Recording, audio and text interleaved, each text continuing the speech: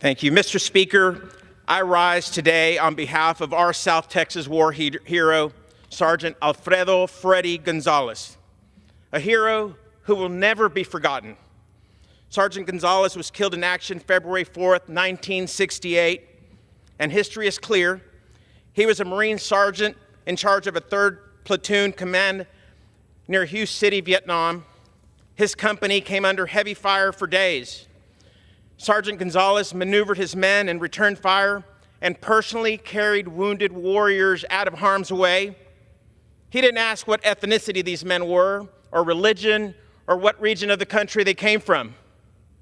They were all Americans fighting one of the most atrocious and unpopular wars in our history.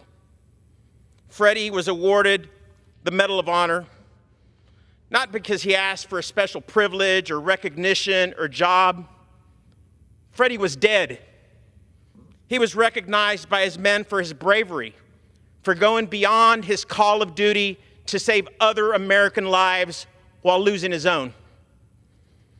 This administration's appalling efforts to erase history under the disguise of eliminating DEI has seen no boundaries, prompting indiscriminate removals of Latinos and women and other minorities from our nation's archives.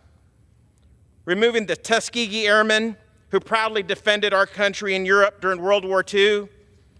Removing our Navajo code talkers who helped us defeat Japan.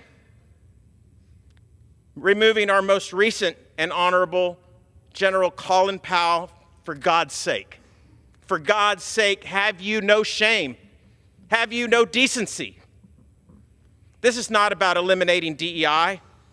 This is straight up old-fashioned racism against some of the most deserving Americans in our history.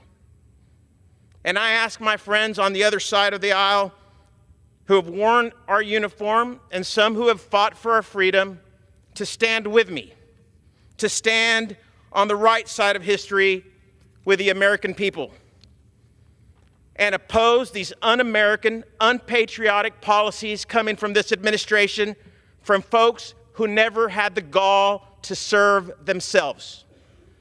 Let's grow a spine in this House and preserve the American values that actually made us great. And I yield back. The gentleman yields. The chair recognizes the gentleman from Ohio.